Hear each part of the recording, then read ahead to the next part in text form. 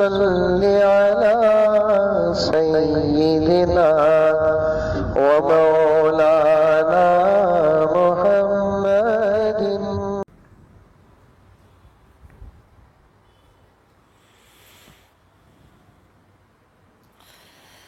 نحمده ونصلي على رسوله الكريم.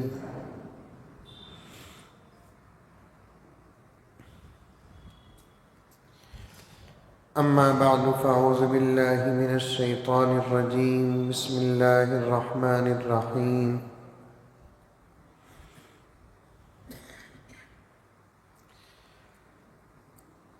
يا أيها الذين آمنوا ادخلوا في السلم كافة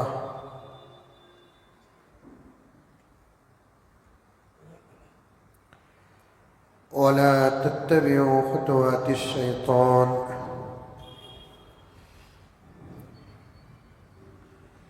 إنه لكم عدو مبين.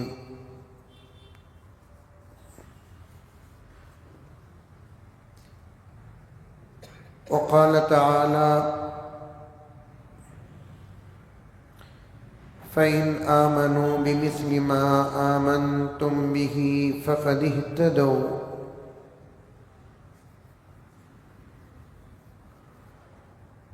وقال تعالى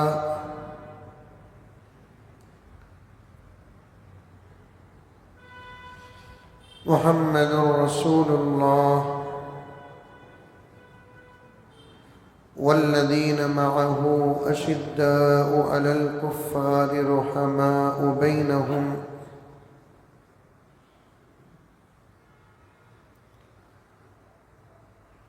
وقال تعالى إنا أعطيناك الكوثر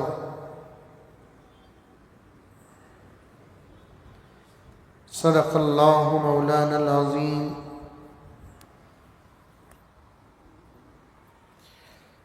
اللهم صل على سيدنا نبينا مولانا محمد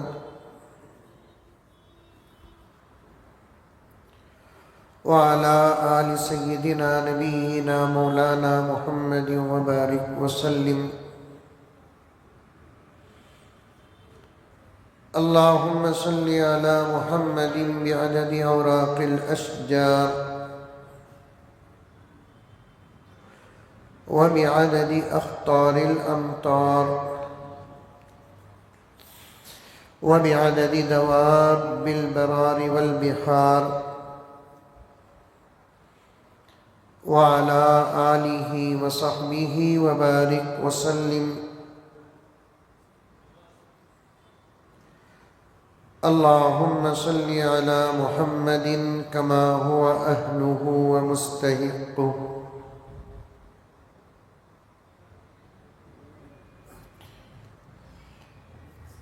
معزز سامعین، پوری محبت کے ساتھ، شوق کے ساتھ، الفت کے ساتھ، پیار کے ساتھ، ادب کے ساتھ، احترام کے ساتھ، اخلاص کے ساتھ دل کی گہرائی سے ایک مرتبہ درود شریف پڑھ لیں۔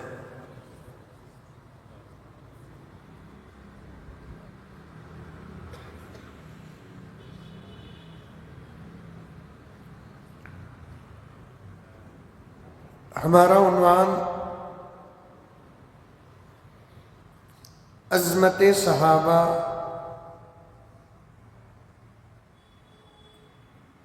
اور سیرت حضرت امیر معاویہ رضی اللہ تعالی عنہ۔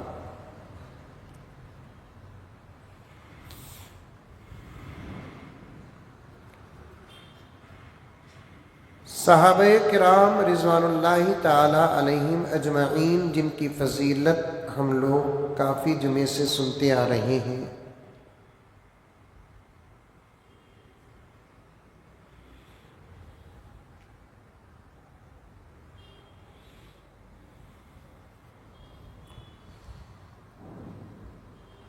صحابہ کی عظمت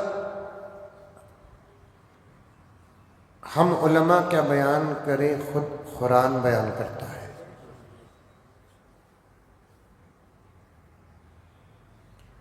صحابہ کرام رضوان اللہ تعالی علیہم اجمعین کی عظمت ہم غلامان کیا بیان کرے، خود پیارے آقا صلی اللہ علیہ وسلم بیان فرماتے ہیں۔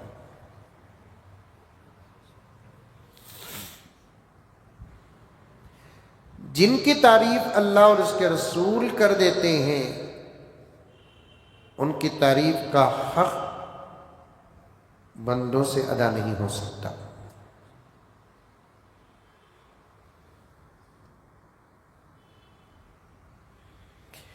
جن کی تعریف اللہ اور اس کے رسول کر دیتے ہیں ساری دنیا مل کر بھی ان کی زندگی میں ایک داغ دکھا نہیں سکتے۔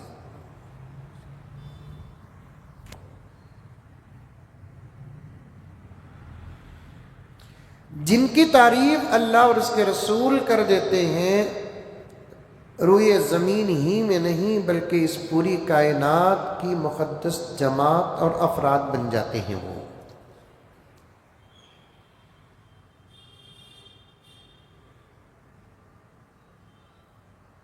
آج ہماری کوئی تعریف کرتا ہے،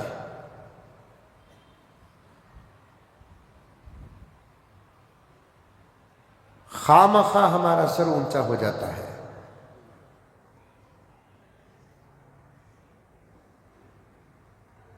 تعریف کرنے والا یا تو حقیقت جانے بغیر تعریف کرتا ہے ہماری، یا حقیقت جان کر بھی جھوٹ بولتا ہے۔ ارے یہ بات سمجھ میں،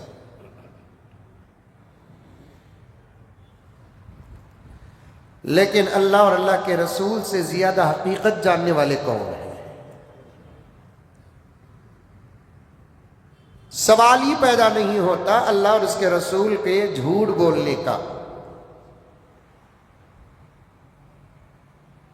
اور ایک باریک بات بتاتا ہوں سنتے ہوئے چلے کہ میں اگر اکرم کی تعریف کروں تو اکرم سے میرا فائدہ مقصد ہے، اکرم میری تعریف کرتے ہیں تو اکرم کے پاس ان کا اپنا ذاتی فائدہ کوئی ہے جس کی وجہ سے میری تعریف کرتے ہیں۔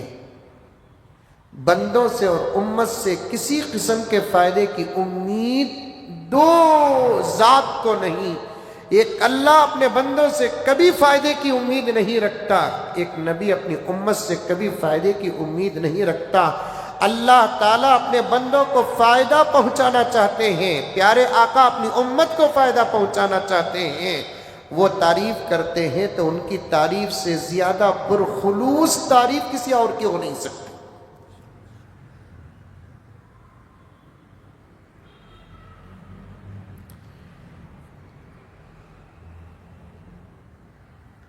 اللہ صحابہ کی تعریف کرتے ہیں، دلیل کیا؟ قرآن۔ نبی اپنے صحابہ کی تعریف کرتے ہیں، دلیل کیا؟ احادیث۔ اسی لیے ایک پوائنٹ بتاتا ہوں، توجہ کے ساتھ سنیں، آپ یاد رکھیے۔ قرآن پاک میں انبیاء کا ذکر بھی ہے اور انبیاء کے زمانے کی امتوں کا ذکر بھی ہے۔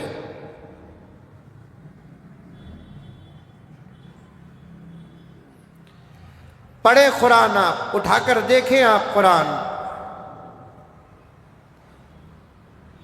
آدم کی اولاد کا ذکر ہے قرآن پاک میں، لیکن تعریف کے ساتھ نہیں ہے۔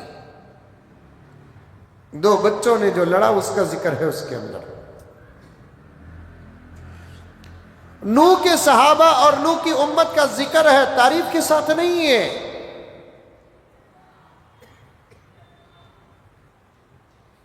حضرت صالح کی امت صحابہ کا ذکر ہے، تعریف نہیں ہے۔ موسیٰ کی صحابہ کو، موسیٰ کی امت کو بنی اسرائیل کہا جاتا ہے، تعریف نہیں ہے۔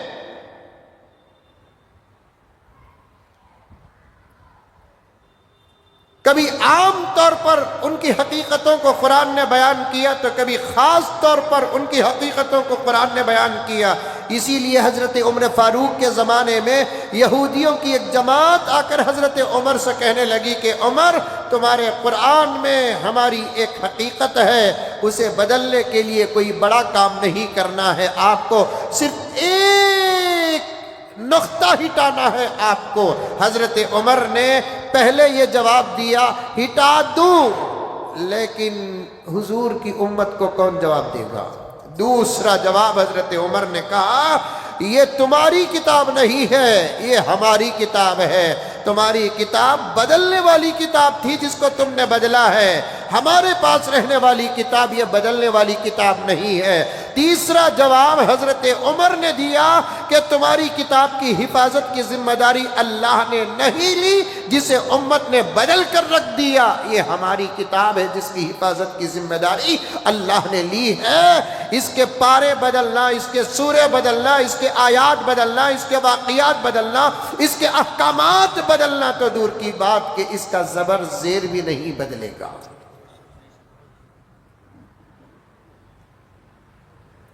دوسرے نبیوں کے اصحاب کی شرارتوں کا ذکر ہے قرآن پاک کے اندر،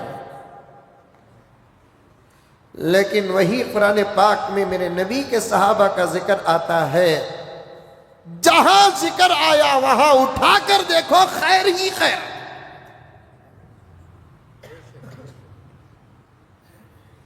اولئک ھم المفلحون، یہ کس کا ذکر ہے؟ صحابہ کا ذکر ہے۔ اولئک ھم المہتدون، یہ کس کا ذکر ہے؟ صحابہ کا ذکر۔ اللہ کہتا ہے کامیاب لوگ ہیں یہ، ہدایت والے لوگ اور ہدایت یافتہ لوگ ہیں یہ، ہم خیر البریہ۔ صحابہ کا ذکر آیا، اللہ تعالیٰ خیر کی سند دیتا ہے، روئے زمین کی بہترین جماعت ہے یہ، کہنے والا اللہ ہے۔ وَأُولَئِكَ هُمُ الْفَائِزُونَ، صحابہ کا ذکر آیا، اللہ تعالیٰ فرماتا ہے خیر فائز کامیاب لوگ ہیں۔ صحابہ کا ذکر آیا، قرآن کہتا ہے اولئک ھم الصادقون، یہ سچے لوگ ہیں۔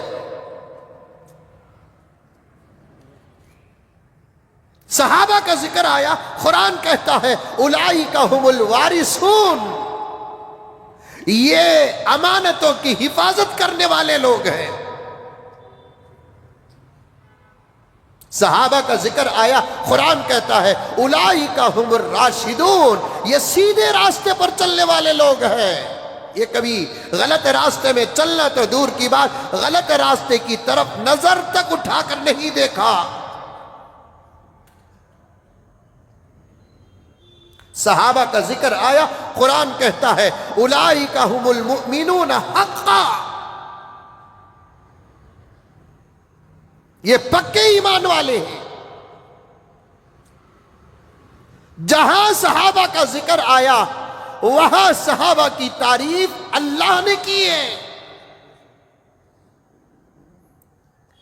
صحابہ کا ذکر آیا، قرآن نے کہا کنتم خیر امت اخرجت للناس۔ عام طور پر دعوت و تبلیغ کے ہمارے ساتھیان اس آیت کو تلاوت کرتے ہیں اور تلاوت کا ترجمہ اس انداز سے کرتے ہیں کہ پوری امت مراد ہے۔ تفسیر کی تمام کتابیں اٹھا کر دیکھیں گے، اس آیت میں ترجمہ پوری امت مراد نہیں ہے، صحابہ مراد ہیں، اصل صحابہ کے بعد امت مراد ہے۔ اللہ کہتا ہے،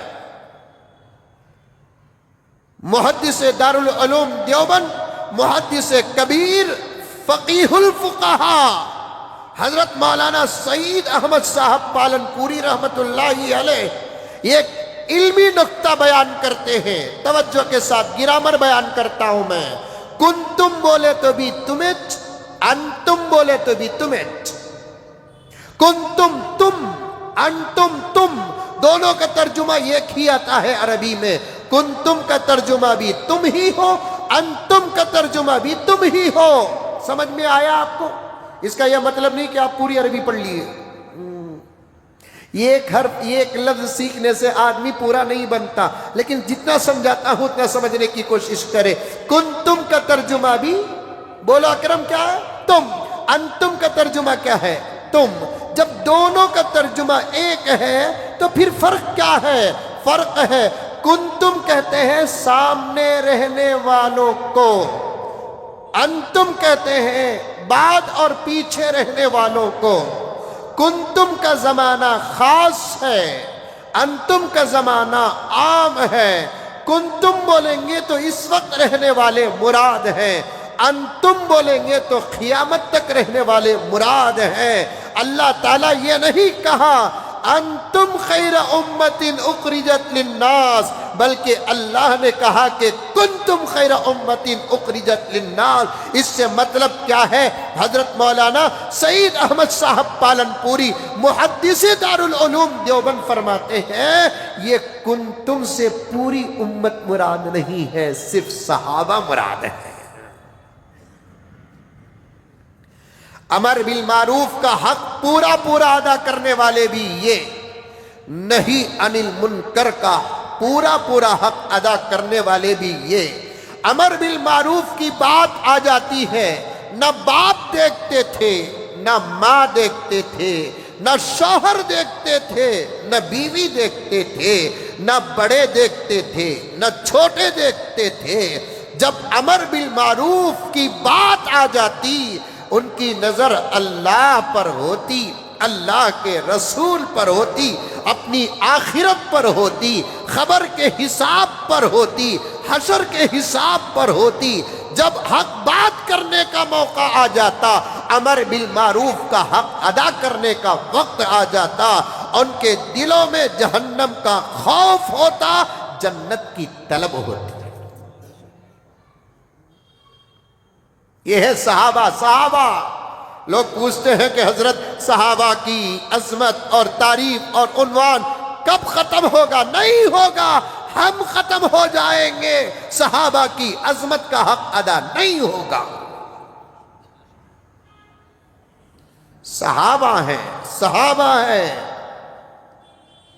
کئی جمعہ پہلے جو کہا تھا ابھی بولنا ہے مجھے، بات بیچ میں آ رہی ہے تو بات عرض کر رہا ہوں۔ صحابہ ہیں، صحابہ۔ ہم تو نماز کتابوں میں پڑھ کر سیکھا ہے، صحابہ نے تو نماز نبی کو دیکھ کر سیکھا ہے۔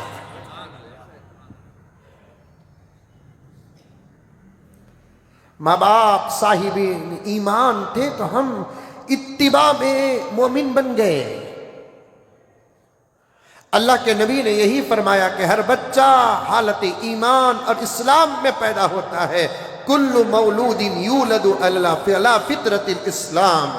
لیکن یہ بات صحابہ پر بھی ہے، لیکن صحابہ کرام، میں گزشتہ جمعہ بھی عرض کیا تھا نا، ان کے ماں باپ کیا تھے اپنی جگہ پر، لیکن انہوں نے کلمہ نبی سے پڑھا ہے، ان کو کلمہ نبی نے پڑھایا ہے۔ صحابہ ہیں۔ قرآن تعریف کرتا ہے اولئک علی ھدی من ربہم، اللہ فرما رہا ہے اولئک علی ھدی من ربہم، یہ وہ لوگ ہیں جو اپنے رب کے راستے پر ہیں۔ یہ صحابہ ہیں۔ حبب الیکم الایمان وزینہ فی قلوبکم، اللہ نے ان کے لیے ایمان کو پسند کیا اور ان کے دلوں میں ایمان کو مزین کر دیا۔ قرآن کہتا ہے وَأُولَئِكَ هُمُ الْمُتَّقُونَ، اللہ کہہ رہا ہے، عالم الغیب والشہادہ کہہ رہا ہے، علیم بذات الصدور کہہ رہا ہے، اندر کی حالت کو جاننے والا کہہ رہا ہے۔ اکرم اگر مجھے متقی کہتے ہیں سند نہیں، میں محبوب کو متقی کہتا ہوں سند نہیں۔ ہمارے نزدیک تقوی کا معیار کیا ہے؟ ٹوپیاں۔ ہمارے نزدیک تقوی کا معیار کیا ہے؟ امامیں۔ ہمارے نزدیک تقوی کا معیار کیا ہے؟ ٹوٹی پوٹی 2-4 رکعت نمازیں۔ ہمارے نزدیک تقوی کا معیار کیا ہے؟ داڑیاں۔ ہمارے نزدیک تقوی کا معیار کیا ہے؟ دین کی لمبی لمبی لمبی باتیں کرنا۔ لیکن مجھے کہنے دیجئے، انہی ڈبٹوں کے آڑ میں کیا نہیں کر رہا ہے آدمی؟ ٹوپیوں کے آڑ میں کیا نہیں کر رہا ہے آدمی؟ داڑھیوں کے آڑ میں کیا نہیں کر رہا ہے آدمی؟ دین کی لمبی لمبی باتیں کرنے والے کتنے چھوٹے چھوٹے کاموں میں مبتلا ہیں، یہ میں بھی دیکھ رہا ہوں، آپ بھی دیکھ رہے ہیں۔ کیوں؟ اس لیے کہ ہم ظاہر دیکھتے ہیں، باطن نہیں دیکھتے، باہر دیکھتے ہیں، اندر نہیں دیکھتے۔ میرا رب وہ ہے جو باہر بھی دیکھتا ہے، اندر بھی دیکھتا ہے، ظاہر بھی دیکھتا ہے، باطن بھی دیکھتا ہے، اجالا بھی دیکھتا ہے، اندھیرا بھی دیکھتا ہے، دروازے کے باہر بھی دیکھتا ہے تو دروازے کے اندر بھی دیکھتا ہے، یہاں تک کہ برشٹ کمبل اوڑھنے سے پہلے بھی دیکھتا ہے، اوڑھنے کے بعد بھی دیکھتا ہے۔ اگر صحابہ کی زندگیوں میں 10-20 کا فرق ہونا تو دور کی بات، 19-20 کا بھی فرق ہوتا تو اللہ تعالیٰ ان کے لیے تقوی کی سند نہ دیتے۔ قرآن کہتا ہے وَأُولَئِكَ هُمُ الْمُتَّقُونَ۔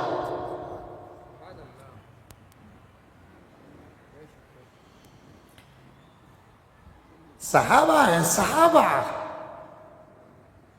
ان کی زندگی سمجھ میں آئی، بہت اچھی بات ہے۔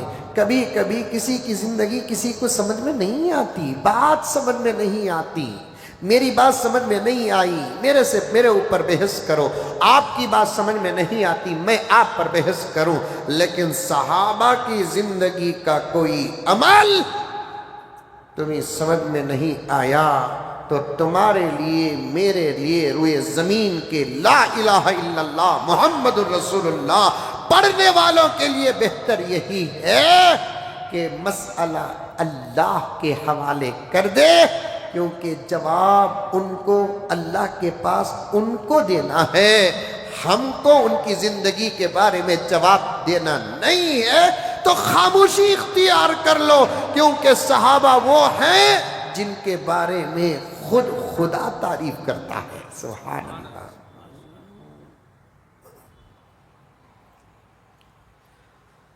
پوری باتیں سند کے ساتھ۔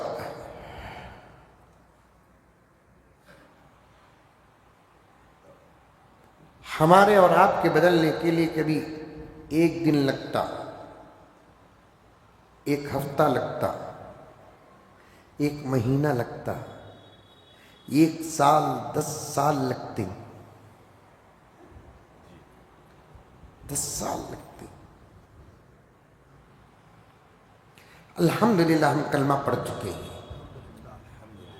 اللہ کو مانتے ہیں، نبی کو مانتے ہیں اور آخری نبی مانتے ہیں، قرآن پڑھتے ہیں یا نہیں تو قرآن رکھے ہیں۔ میرے حال پوری توجہ، عظمت صحابہ سمجھانے کے لیے توجہ کی ضرورت ہے، توجہ کی ضرورت ہے۔ کلمہ پڑھ کر ہم لوگ 10 12 15 20 25 50 سال ہو گئے،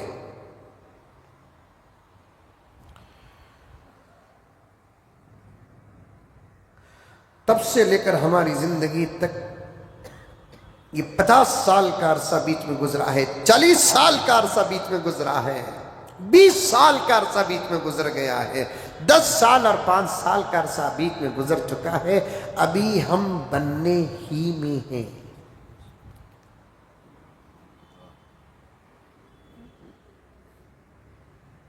نہ پورا دین آیا، نہ دین کا کوئی حصہ پورا آیا۔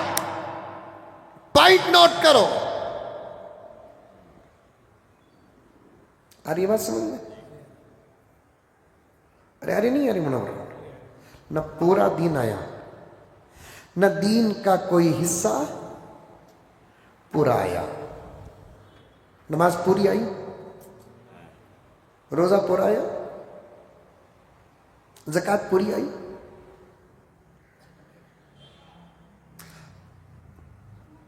ایک دوستی میں ہم بات کر لیں آپس میں، دوستی میں بیان نہیں، جمعے کی مجلس نہیں ہے، جمعے کا دن ہے، جمعے کے لمحات ہیں، میں تمہارا دوست یا بھائی، تم میرے دوست میرے بھائی، یا نہیں کیا ہیں تمہیں میرے دوست، میں تمہارا دوست نہیں کیا، تمہیں میرے بھائی نہیں، میں تمہارا بھائی نہیں۔ ایک سوال یا تو تم مجھ سے کرو یا نہیں تو میں تم سے کروں کہ کوئی ایک عمل بتاؤ جو پورا تمہارے پاس ہے یا میرے پاس ہے۔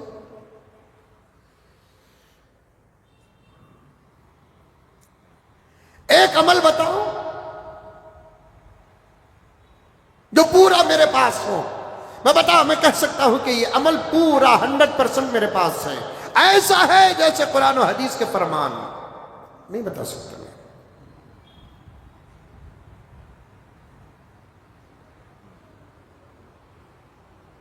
آپ بھی شاید نہیں بتا سکتے۔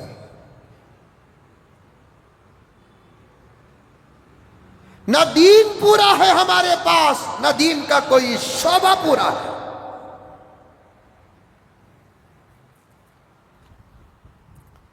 50 سال گزر گئے ہمارے اوپر،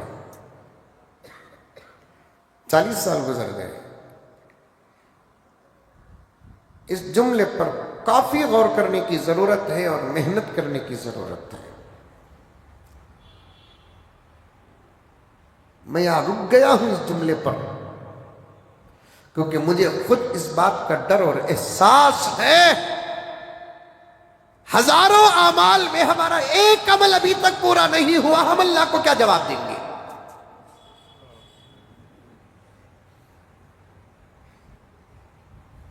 ڈر میں، خوف میں ڈوبنے کا وقت ہے، بہت بے حس ہیں ہم۔ گھر میں چاول برابر بنا نہیں، ناراض ہم، روٹی برابر بنی نہیں، ناراض ہم، دال برابر بنی نہیں، ناراض ہم، گوشت کا سالن برابر بنا نہیں، ناراض ہم۔ اس ناراضگی کا حق اللہ کو بھی تو ہے۔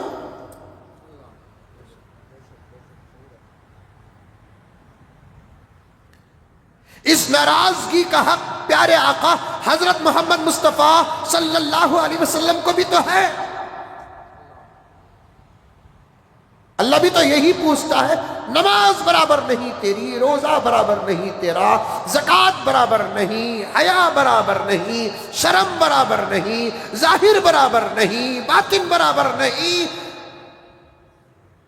انصاف کے ترازو کو سامنے رکھو، میں کس بیس پر تجھے معاف کر کے جنت بھیجوں؟ میرے فضل کو اپنی جگہ پر رکھ، میرے کرم کو اپنی جگہ پر رکھ، میرے رحم کو اپنی جگہ پر رکھ، تیرے نبی جس کو میں نے تیرے لیے بھیجا ہے، وما ارسلناک الا رحمۃ للعالمین، ان کی سفارش اور ان کی شفاعت کو اپنی جگہ پر رکھ، عمل کو لے کر سامنے کھڑے ہو جا کہ جتنے اعمال ہیں اس میں سے ایک عمل بھی تیرا صحیح نہیں، میں کس قانون کے تحت میں تجھے معاف کروں؟ یہ پوچھنے کا حق اللہ کو ہے کہ نہیں؟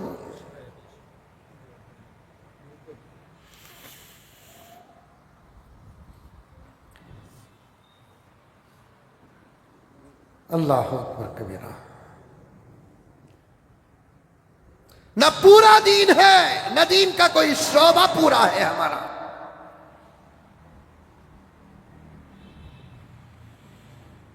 پچاس سال ہو گئے، بوڑھے بیٹھے ہیں، بوڑھے سنیں گے، جوان بیٹھے ہیں، جوان سنیں گے، عورتیں نہیں ہیں اس وقت ہمارے بیچ میں، آئینہ چل کر انشاءاللہ تعالی بیان سنیں گے۔ ان الفاظ پر پوری توجہ دیو، ڈر نہ پیدا ہوئے تو پوچھنا، ڈر نہ پیدا ہوئے تو پوچھنا۔ ہمارے بننے کے لیے دن، 2 دن، مہینے، سال، صدیوں کیا قسمت تھی حضرات صحابہ کی، سبحان اللہ العظیم، کیا قسمت تھی صحابہ کی۔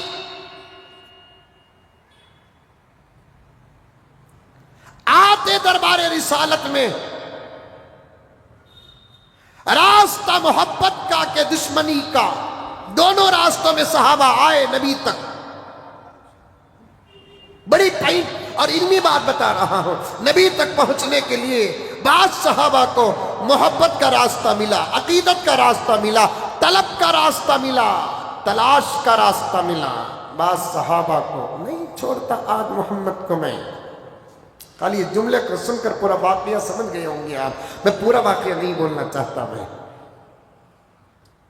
آج محمد کو نہیں چھوڑوں گا، میں فیصلہ کر کے نکلتے ہیں صحابی۔ چند لمحوں کے بعد اس زمین میں یا تو محمد ہوگا یا تو میں ہوں گا۔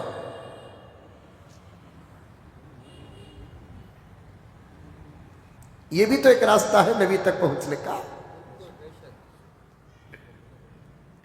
یہ بھی تو ایک راستہ ہے نبی تک پہنچنے کا۔ خالی فیصلہ ہی نہیں کیے، فیصلے کا اظہار بھی کر دیے کہ تلوار کو نیام سے نکال لیے، اور چیلنج بھی کرتے ہیں، میری تلوار جب بھی نیام سے نکلی ہے خون چکے بغیر اندر نہیں گئی ہے۔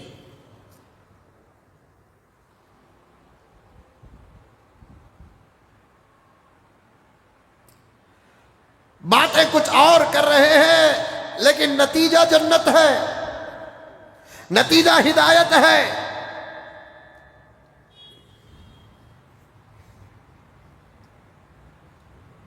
آگے غصہ ذرا ٹھنڈا ہوا وہ الگ بات، دروازے تک آئے، آنے کے بعد جو واقعہ پورا آپ سمجھ گئے، حضرت عمر کی طرف میرا اشارہ ہے، پہنچ گئے۔ ایک سوال نے عمر کو مکمل ٹھنڈا کر دیا۔ عمر کیا ارادہ لے کر آیا ہے؟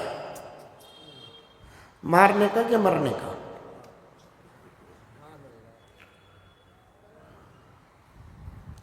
مرے گا؟ میں مار کر نہیں، میری محبت میں مرے گا۔ مارنے کا ارادہ ہے، یہ ہو ہی نہیں سکتا۔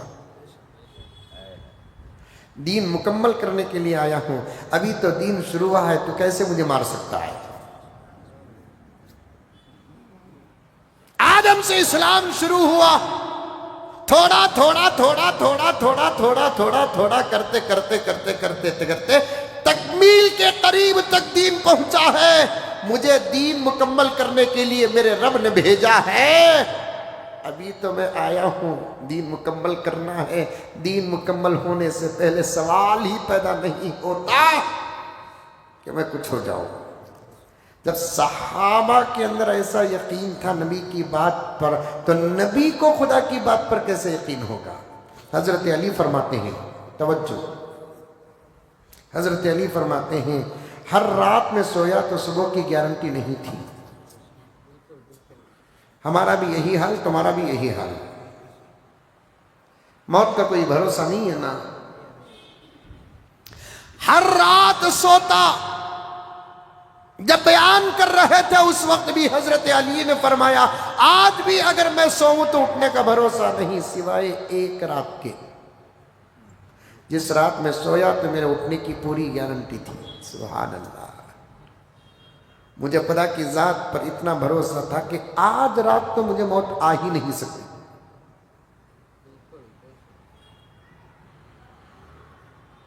کیا ہے محبوب، ٹینشن میں پڑ گئے؟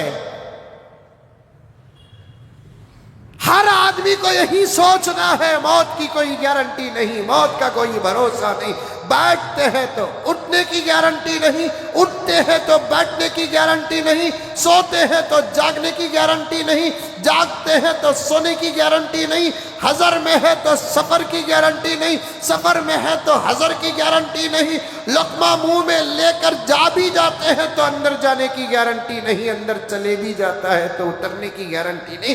انسان، میرے ابا حضرت مولانا زکریا صاحب رحمت اللہ علیہ ایک مرتبہ ارشاد فرمایا کہ انسان کی زندگی صابون کے پانی کا بلبلا نہیں، خالی پانی کا بلبلا ہے۔ صابون ملے ہوئے پانی میں اور اس کے بلبلے میں کچھ تھکنس ہوتا ہے، موٹاپا ہوتا ہے، اس کے اندر کچھ تھوڑی بہت لمحات کی گارنٹی ہوتی ہے، لیکن خالص پانی کا جو بلبلا ہوتا ہے اس کے اندر کسی بھی قسم کی کوئی گارنٹی نہیں ہوتی۔ حضرت والا نے فرمایا اس سے بھی کمزور ہے انسان کی زندگی، پتہ نہیں کہ کب پھوٹنے والا ہے۔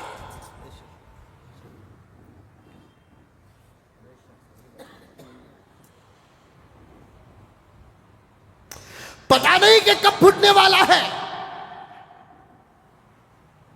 سب کا یہی حال، خود پیارے آقا جن کے صدقے میں اللہ نے موت بنایا، آقا بھی یہی کہتا ہے کہ مجھے بھی میری زندگی کی کوئی گارنٹی نہیں ہے،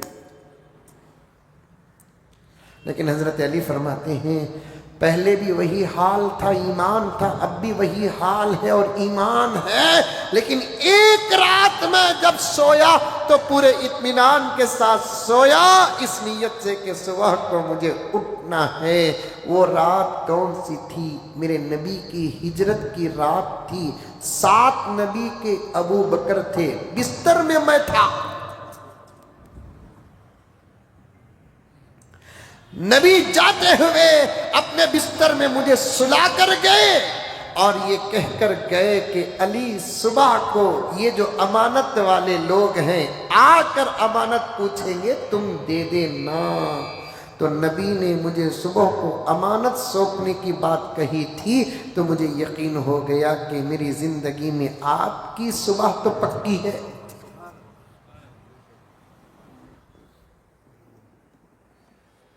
میری زندگی میں آج کی صبح تو پکی ہے۔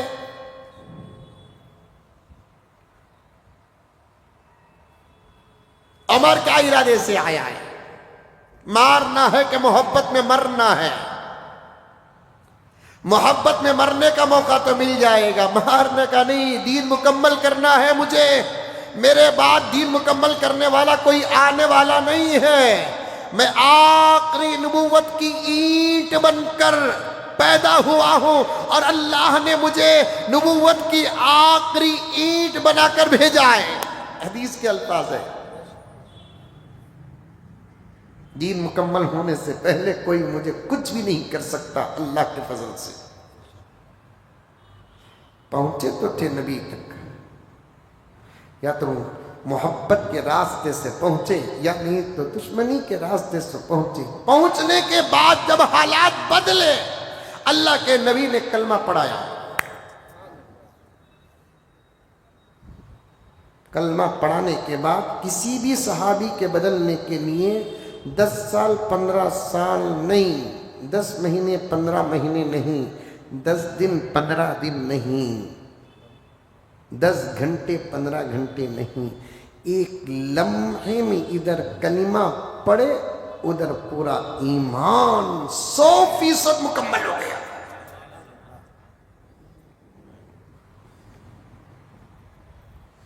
بغیر محنت کے۔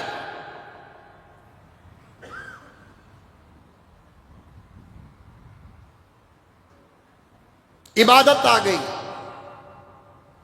صداقت آ گئی، امانت آ گئی۔ 1 سیکنڈ میں کلمہ پڑھے، لا الہ الا اللہ محمد رسول اللہ پڑھے، ایمان 100% پکا ہو گیا، مثال بن گئے آنے والے زمانے کے لیے۔ عبادت پکی ہو گئی، کفر میں ڈوبے تھے، شرک میں ڈوبے تھے، ایسے پاک ہو گئے، ایسے معلوم ہوتا تھا کبھی زندگی میں کوئی کفر بھی کیا ہے کہ نہیں کیا ہے۔ یہ ایک بت کی بھی نہیں. 360 بتوں کی پوجا کرنے والے اب حجر اسود کو بوسہ بھی دیتے ہیں. پہلے توحید بیان کرتے ہیں، بعد میں بوسہ دیتے ہیں. 360 بتوں کی پوجا کرنے والے حجر اسود کو بوسہ دیتے ہیں تو ان کے خیال میں دور سے گزرا ہوا زمانہ یاد آتا ہے، تو اس زمانے کو، اس خیال کو کلیئر کرنے کے لیے حجر اسود سے خطاب کرتے ہیں. انک حجر، تو صرف ایک پتھر ہے. لا تنفع ولا تضر، تو نفع بھی نہیں دے سکتا، نقصان بھی نہیں دے سکتا ہے. میرے نبی کو تجھے بوسہ دیتے ہوئے ہم نہ دیکھتے، میرے نبی کو تجھے بوسہ دینے کا حکم ہم نہ سنتے، تو پھر تجھے بھی ہم بوسہ نہیں دیتے.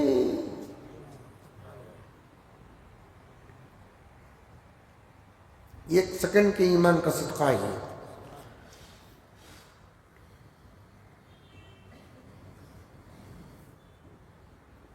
ایک سیکنڈ کے ایمان کا صدقہ ہے یہ.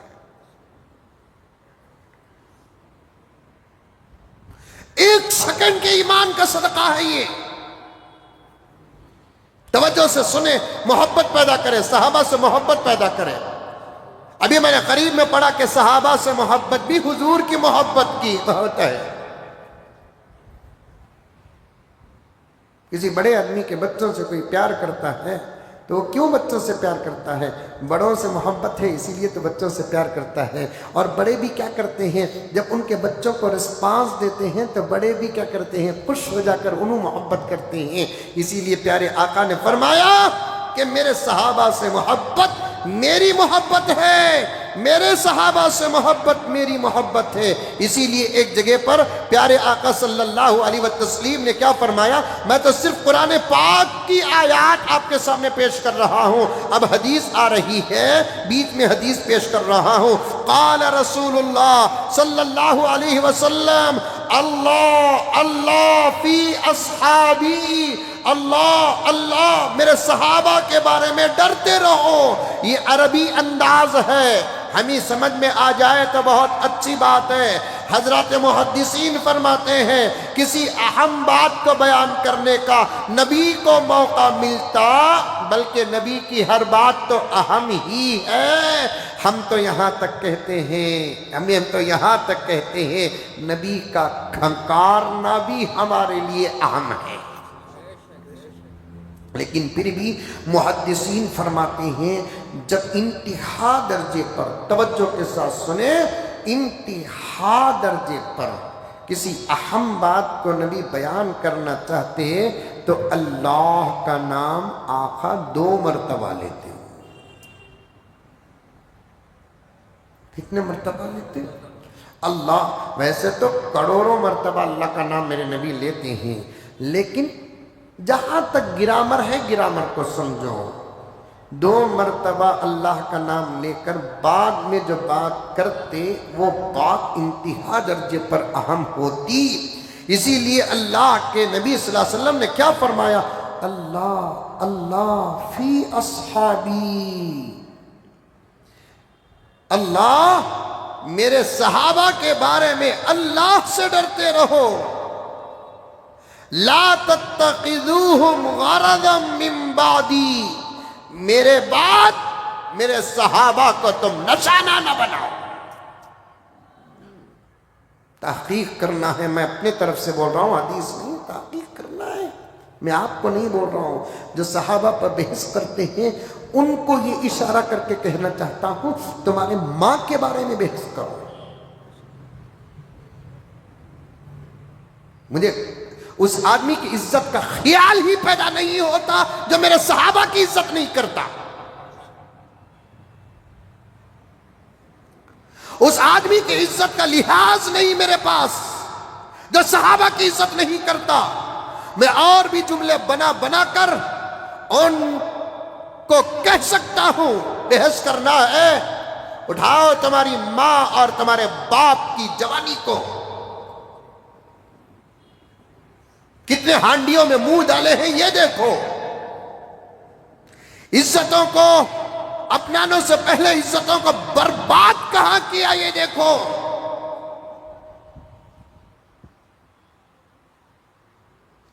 صحابہ ہیں. لا تتخذوہم غرضا من بعدی، میرے بعد میرے صحابہ کو نشانہ نہ بناؤ.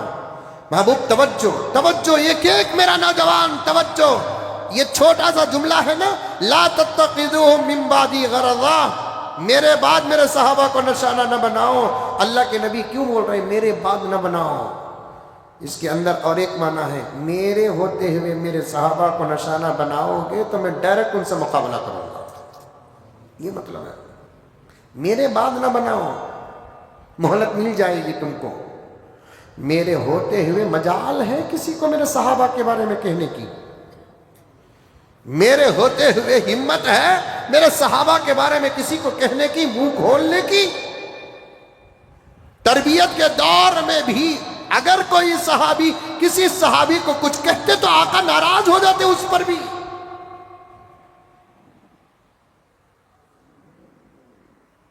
ایک صحابی سے زنا ہوا، مسلم شریف کی روایت ہے، ہمیں پکڑ کر نہیں بیٹھ سکتے، تربیت کا زمانہ تھا.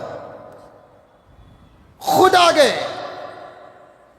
مسئلہ حل کرنے کے لیے، خود آ گئے، عرض کرنے لگے یا رسول اللہ میرے سے یہ گناہ ہو گیا. آقا ہاتھ ملنے لگے، مجھ سے نہ کہتا تیرا اور تیرے اللہ کے درمیان میں بات اور مسئلہ رہ جاتا، اب میرے پاس تک بات آ گئی تو پھر مجھے معاف کرنے کی اجازت نہیں ہے، فیصلہ سنانے کا حکم ہے. سمجھ میں آ رہی بات؟ ہوا واقعہ، وہ واقعہ کیا بول کر ایک مرتبہ بول دیا تو آپ سمجھ جائیے، بار بار وہ لفظ صحابہ کے لیے میں جوڑنا نہیں چاہتا.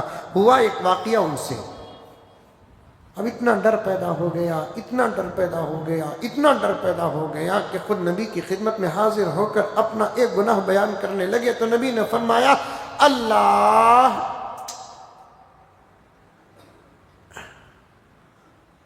میرے پاس نہ ہی آتے، تم اندر اندر سے توبہ کر لیتے تو بات الگ بات تھی. تم جب کہہ دیے تو میں معاف نہیں کر سکتا، میں تو فیصلہ ہی کر سکتا ہوں. ایک صحابی چرا لیے، نبی تک پکڑ لیے، وہ دوسرے صحابہ اس صحابی کو نبی تک لے کر آ گئے. نبی نے جب ہاتھ کاٹنے کا فیصلہ سنایا، السارق والسارقۃ فاقطعوا ایدیہما جزاء بما کسبا نکالا من اللہ، چور اور چورنی کے ہاتھ کاٹو. جب اتنی بڑی سزا سنے تو صحابہ ڈر گئے، اللہ ریکویسٹ کرنے لگے، گزارش کرنے لگے، سفارش کرنے لگے، یا رسول اللہ بڑے اچھے آدمی ہیں، ہو گئی غلطی معاف کرو. اللہ کے نبی نے فرمایا میرے پاس آنے سے پہلے رفع دفع کر لینا تھا.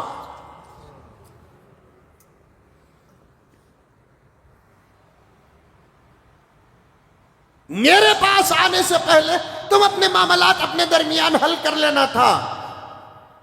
میں نبی ہوں تو قاضی بھی ہوں. جب میرے غلام چیف جسٹس بن سکتے ہیں تو میرا کیا؟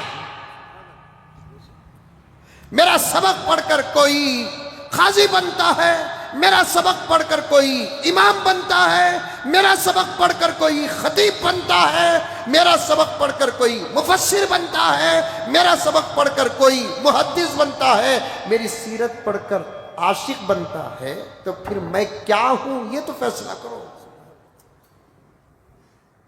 قاضی کو معاف کرنے کا حق نہیں ہے، قاضی فیصلہ سنانا سے. جب صحابہ نے سفارش کی تو آقا نے فرمایا نہیں، تم اپنے جگہ پر حل کر لیتے، مسئلہ آپس میں بیٹھ کر وہ الگ بات تھی. جس کے اوپر حق ہے انہیں معاف کر سکتا ہے. میرے پاس آ گئے، میں معاف نہیں کر سکتا.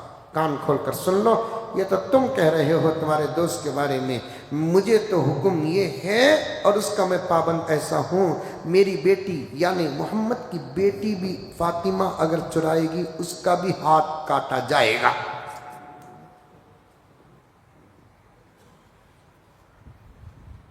اس عنوان پر کبھی میں نے کچھ کہا تھا، آج مجھے یاد آ رہی ہے بات، بڑے لوگوں کی غلطیاں بھی ہنر لگتا ہے.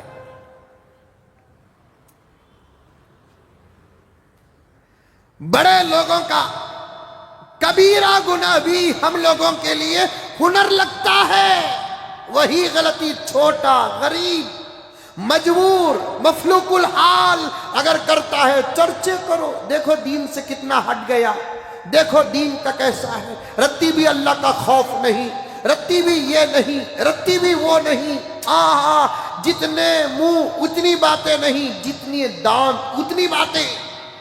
اب وہی بات وہی کام بڑا کرتا ہے،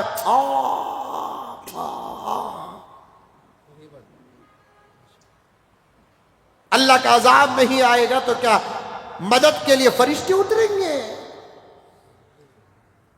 سم بکم عمی فہم لا یعقلون، ہم ہی ہیں وہ، دکھتا ہے دیکھتے نہیں، سنائی دیتا ہے سنتے نہیں، بولنے کی طاقت ہے بولتے نہیں۔ ایسے لوگوں کو اندھا کہا قرآن، ایسے لوگوں کو بہرا کہا قرآن، ایسے لوگوں کو گونگا کہا قرآن۔ دل ہے، سمجھ سکتے ہیں، مٹھائی کے دکان کے افلاطون اور حلوے میں اور باتھ روم کے غلاظت میں فرق کر سکتے ہیں، تو پھر گناہ اور نیکی میں فرق کیوں نہیں کر سکتے؟ جب بڑوں کا گناہ ہنر لگتا ہے تو کبھی کبھی مجھے معاف فرمائے میرے الفاظ پر، شاید آپ اس بات کو، آپ کی غیرت، آپ کا ضمیر، آپ کا ٹیسٹ پسند نہیں کرے گا، مجھے کہنے دیجئے کہ کبھی کبھی بعض موقع پر تو باتھ روم کی غلاظت بھی دیکھنے میں بڑی اچھی ہی لگتی ہے۔ وہاں فرق کرو، گناہ اور نیکی میں فرق نہیں۔ لا حول ولا قوت الا باللہ۔ اسی لیے پیارے آقا نے فرمایا میری امت میں دو قسم کے لوگ ہیں، ایک وہ ہیں جو کچھ نہیں کریں گے، نیک لوگوں کے ساتھ رہ کر جنت چلے جائیں گے، اور ایک وہ لوگ ہوں گے وہ بھی کچھ نہیں کریں گے لیکن گنہگاروں کے ساتھ رہ کر جہنم چلے جائیں گے۔ اب اختیار تمہارے ہاتھ میں ہے، کس کے ساتھ فوٹو کھینچنا یہ بھی تمیز پیدا کرو۔ میں نہیں کہتا کہ فوٹو کھینچو، محدث آ جائے تو کھینچو، میں نہیں کہتا، مفسر آ جائے تو کھینچو، یہ نہیں کہتا میں، کوئی عالم دین آ جائے تو فوٹو کھینچو، نہیں کہتا میں، فوٹو سے بچو، لیکن پھر بھی جب یہ بات عام ہو گئی ہے کم سے کم اتنی لحاظ تو رکھو، کسی اللہ والے کی فوٹو کے ساتھ کھڑے ہو کر فوٹو کھینچ لو، شرابیوں کے ساتھ فوٹو کھینچ رہے، شرم نہیں آتی؟ ناچنے گانے والے بے حیا بے شرموں کے ساتھ تصویریں کھینچتے ہو، شرم نہیں آتی؟ اللہ کے نبی کی بات پر بھروسہ نہیں، مر کر دیکھ نتیجہ کیا ہوگا، میسج کر۔ لا الہ الا اللہ کا مطلب کیا ہے؟ محمد رسول اللہ کا مطلب کیا ہے؟ آمنت باللہ کا مطلب کیا ہے؟ آمنت باللہ و ملائکتہ و کتبہ و رسلہ والیوم الآخر والقدر خیرہ و شرہ من اللہ تعالی والبعث بعد الموت کا مطلب کیا ہے؟ آمنت باللہ کما ہوا باسمائہ و صفاتہ و قبلت جمیع احکامہ، اس کا مطلب کیا ہے؟ میں ہاتھ جوڑتا ہوں، جو چاہے تو مجھے کر لو۔ ٹوپیاں پہننے والے بھی فرتوتوں کے ساتھ تصویر کھینچ رہے ہیں۔ کم سے کم اتنی غیرت تو پیدا کرو، فرتوتوں کے ساتھ کھڑے ہو، کم سے کم نبی کی امانت جس پر لیبل سنت کا لگا ہے نکالو۔ جس کے ساتھ کھڑے ہو کر تصویر کھینچ رہے ہو اس کے چہرے پہ سنت نہیں ہے اور تمہارے چہرے پر سنت ہے، کس کے چہرے کو کس کے ساتھ ملا رہے ہیں، اتنی عقل بھی نہیں۔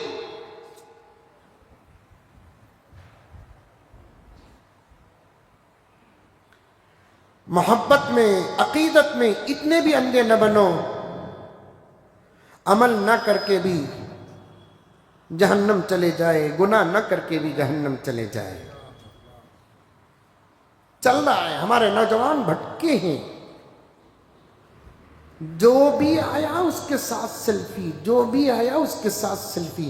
میں پھر ایک مرتبہ کہہ رہا ہوں، تصویر جائز نہیں ہے، مختلف فی مسئلہ ہے، ہم بھی مبتلا ہوئے ہیں، لیکن پھر بھی اس میں کچھ گنجائش علماء کرام نکال لیے ہیں. تو اپنی تصویر کسی اللہ والے کے ساتھ، کوئی اللہ والے بیٹھے ان کے ساتھ، پھر پکڑ کر کے رہے بھی میں ان کے ساتھ کھڑا تھا، کیا معلوم کہ وہ لمحہ اللہ کو پسند آ جائے. ان کا جو فیصلہ ہوگا تیرا بھی وہ فیصلہ ہوگا.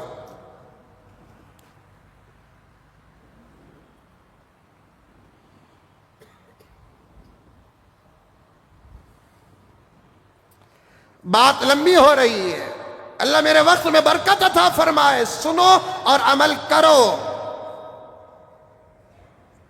مزاج صحابہ پیدا کرو. ایک بات سن کر جب تک اس پر عمل نہیں کرتے تو دوسری بات خود نبی سے نہیں سنتے.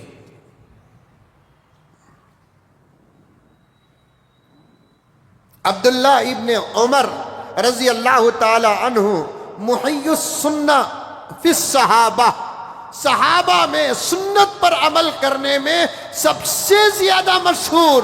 اس کا مطلب یہ نہیں کہ دوسرے صحابہ سنت پر عمل نہیں کرتے تھے. فرق حضرات محدثین نے بتایا، دوسرے صحابہ انہی سنتوں پر عمل کرتے تھے جس پر کرنے کا سخت حکم دیا گیا، لیکن حضرت عبداللہ ابن عمر ان سنتوں پر بھی عمل کر لیتے تھے جس کے چھوڑنے پر کوئی حرج نہیں تھا. جیسا کہ راستے میں جاتے، اس راستے میں کبھی نبی کا گزر ہوا ہوتا، ساتھ حضرت عبداللہ ابن عمر رہتے تو پھر حضرت عبداللہ ابن عمر اس راستے میں نبی کے سفر کو غور سے دیکھتے. کبھی اللہ کے رسول ضرورت پر راستے میں بھی اپنی ضرورت پوری کیا ہے. آج کو سے طبی مولوی صاحب بس اگر کھڑی رہی اتر کو سے طبی رستے میں دور جا کو کنارے ادب کے ساتھ بیٹھ کو ضرورت پیشاب کر ڈالے. دیکھ رہے مولوی صاحب وہاں کام ملے وہاں شروع ہو جائے. دین سے دور. یہ ایک تو معلوم نہیں، دوسرا بات ایسی کرتے ہیں گویا کہ سب کچھ ان کچھ معلوم.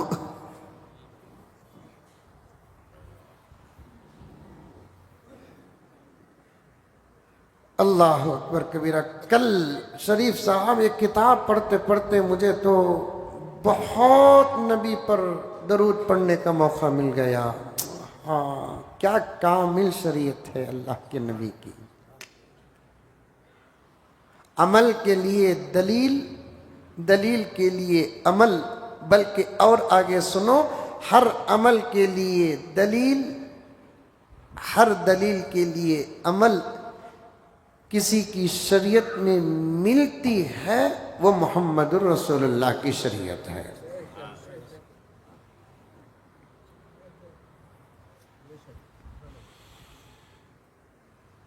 روزے کی حالت میں انجیکشن ڈال سکتے کہ نہیں ڈال سکتے؟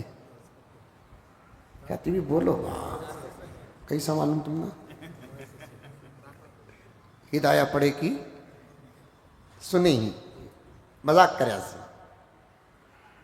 مضبوطی کے ساتھ اگر مسئلہ معلوم ہو گیا تو اس کا اظہار کرو. سنے حضرت ہمیں ڈال سکتے، روزے کی حالت میں انجیکشن ڈال سکتے کہ نہیں ڈال سکتے؟ ڈال سکتے ہیں. اس کے لیے بھی دلیل ہے حدیث میں.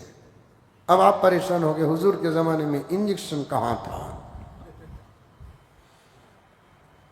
اسی لیے میں کہتا ہوں ہمارے اکابر کا دامن تھام کر، کسی نبی کی امت میں قیاس نہیں تھا، تھا تو میرے نبی کی امت میں قیاس تھا. قیاس کسے بولتے؟ ویسا مسئلہ گزر کر رہا تھا، اس کا جو حکم ہوتا ہے ویسے مسئلے کا وہی حکم ہوتا ہے. اسے بولتے کیا اکرم؟ قیاس بولتے. وہ مسئلہ تو گزر کر نہیں رہتا، ویسا گزر کو رہنا. اس کا جو حکم ہے ویسے مسئلے کا وہی حکم ہے. نبی کے زمانے میں انجیکشن نہیں، پھر کہاں سے لے کر آ گئے؟ بہت سارے دلائل ہیں، یہ ایک دلیل پیش کرتے ہیں. ایک صحابی روزے کی حالت میں تھے، نبی کی خدمت میں دوڑتے دوڑتے آئے اور آ کر کہنے لگے یا رسول اللہ مجھے سانپ نے ڈس لیا۔ سانپ معلوم؟ نہیں معلوم۔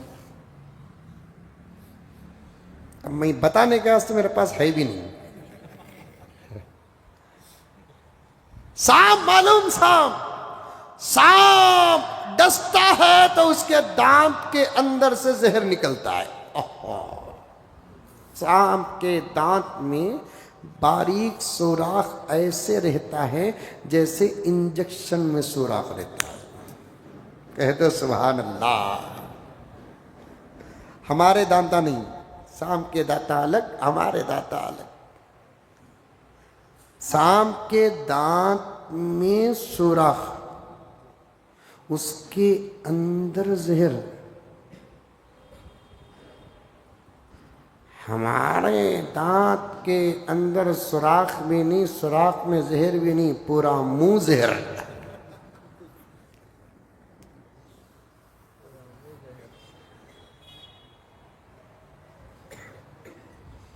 ہمارے جیپ میں زہر، ہمارے تارک میں زہر، ہمارے دانتوں میں زہر، ہمارے مسوڑوں میں زہر۔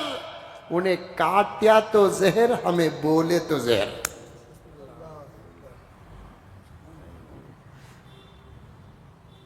انہیں کاٹیا تو جسم کے اس حصے میں تکلیف ہوتی ہے جہاں وہ کاٹتا ہے۔ انسان کاٹیا تو پورے جسم میں تکلیف پہنچتی ہے۔ ایک شعر تھا، مجھے ذہن میں نہیں آ رہا ہے، پھر کبھی ملا تو پڑھ لیتا ہوں۔ سانپ کے جو دانت ہوتے نا سامنے، اس کے اندر ایک سوراخ ہوتا ہے، اس سوراخ کا کنیکشن اس کے زہر کی تھیلی میں ہوتا ہے۔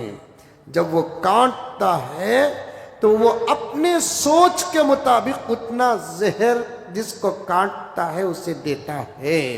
صحابی دوڑتے ہوئے آئے، یا رسول اللہ میں روزے کی حالت میں ہوں، مجھے سانپ نے ڈس لیا، میرے جان کی فکر نہیں، مجھے میرے روزے کی فکر ہے۔ روزہ ہے کہ ٹوٹ گیا؟ اللہ اکبر۔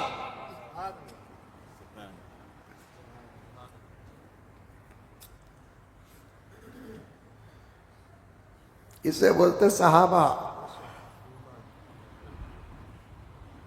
اسے بولتے صحابہ۔ یا رسول اللہ کہہ دو صلی اللہ علیہ وسلم مجھے سانپ ڈس لیا ہے۔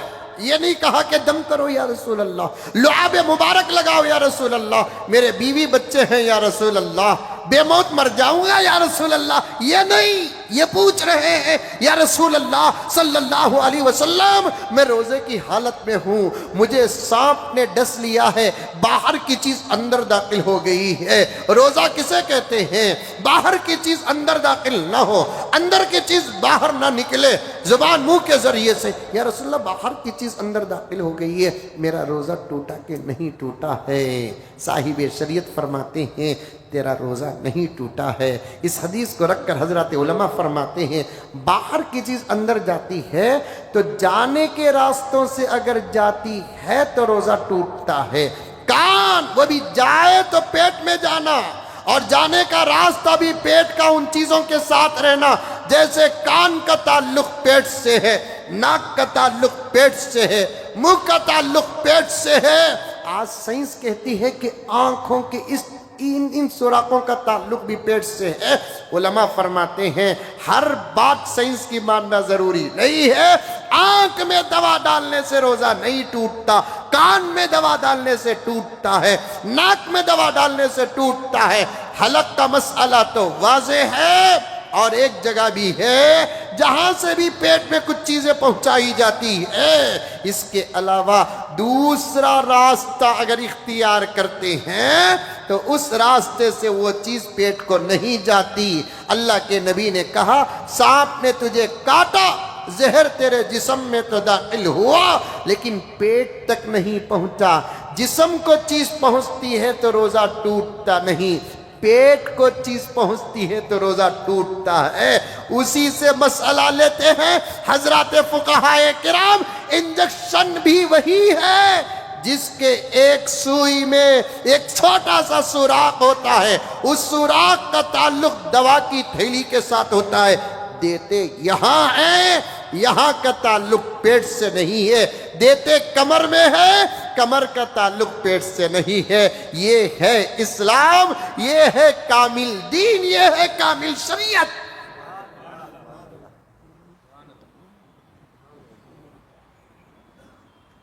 سبحان اللہ العظیم, سبحان اللہ العظیم.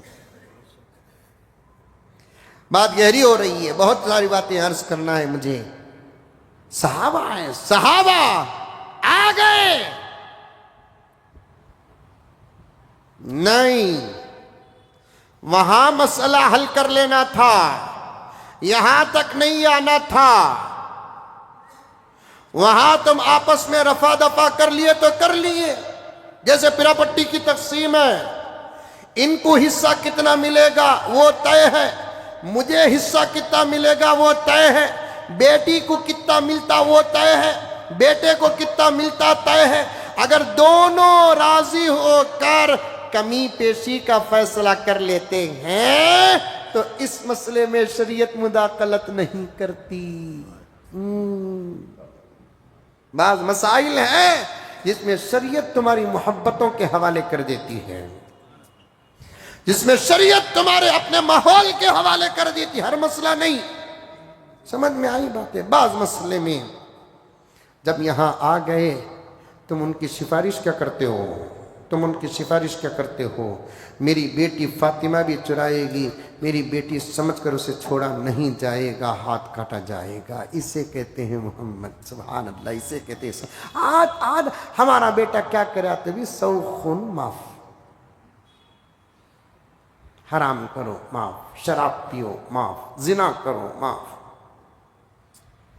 ایسے باپ کو تو زندہ رہنے کا حق نہیں ہے کہ جس کا بیٹا باپ کے سامنے راستہ بدلتا ہے. ایک زمانہ تھا گناہ تو بچے کرتے تھے, ماں باپ سے چھپ کر کرتے تھے.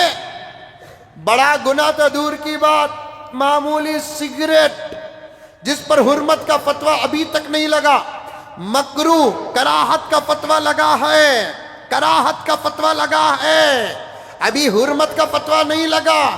کراہت اور حرمت دونوں میں فرق ہے. حرام میں سمجھوتا نہیں, کراہت ہے. اس ایک زمانہ آج سے 25-30 سال پہلے بچے پی لیتے تھے باہر جا کو. بعض تو ایسے تھے سگریٹ پینے کے واسطے شیواجی نگر جاتے تھے. شیواجی نگر میں گھر ہے بولے تو سگریٹ پینے کے واسطے سٹی مارکیٹ اور گوری پاڑنا آتے تھے. پھر پیرے گیلے کو کاکی کرنے کو جاتے وقت سونف کھالے کو جاتے تھے, الائچی کھالے کو جاتے تھے, لونگ کھالے کو جاتے تھے, نہیں تو پان کھالے کو جاتے تھے. آج ایسا دکھتا تھا منہ اب بھی ذکر کر کو آیا ہے, ابھی ذکر کر کے آیا ہے, منہ پوچھ لے کو آلے کر رہتا. سمجھ میں یہ بات ہے. باہر کون تی بھی بھانجا بھانجی کرتا کہتی بھی باساری کرے, وہ پٹا بھی بولتا آ رہی ہے, نہیں آتی بول کو بولنا کہتا کہتی بھی دیو کہتا انہیں. بچوں کا ایک ماحول آتا ہے. پھر اس کے بعد جاتے بڑوں کے سامنے نہیں بیٹھتے تھے. کیوں؟ ایک چھوٹی سی غلطی بھی بڑوں کے سامنے کرتے ہوئے اس زمانے میں اتنا ڈرتے تھے. میں سمجھتا ہوں کہ ان کا ڈر ہی ان کا ادب تھا, ان کا ڈر ہی ان کے اخلاق تھے. آج ماں باپ کے سامنے کپڑے اتار رہی ہوں, حرام کر رہی ہوں, زنا کر رہے, شراب پی رہے, کیا کیا نہیں کر رہے. ماں باپ سوچتے کہ نہیں سوچتے. ماں بول کر جو ایک رشتہ ہے نہیں, باپ بول کر جو ایک رشتہ ہے نہیں, وہ رشتے سوچتے رہیں گے. انہیں پیدا ہونے کے بجائے کتا پیدا ہو جاتا تو اچھا تھا, سور پیدا ہو جاتا تو اچھا تھا. ماں باپ سوچتے کہ نہیں سوچتے. ماں بول کر جو ایک رشتہ ہے دیکھو, باپ بول کر جو ایک رشتہ ہے دیکھو, وہ ماں کا رشتہ, باپ کا رشتہ. اور بڑپن یہ سوچتا ہوگا کوئی پتھر کا ٹکڑا پیدا ہو جاتا, کوئی جانور کسی بھی قسم کا غلیظ سے غلیظ اور پلیت سے پلیت پیدا ہو جاتا، کوئی فرق نہیں تھا۔ ہم نے کیا قسمت پائی کہ ہمارے بچے ہمارے ہی سامنے گناہ کر رہے ہیں۔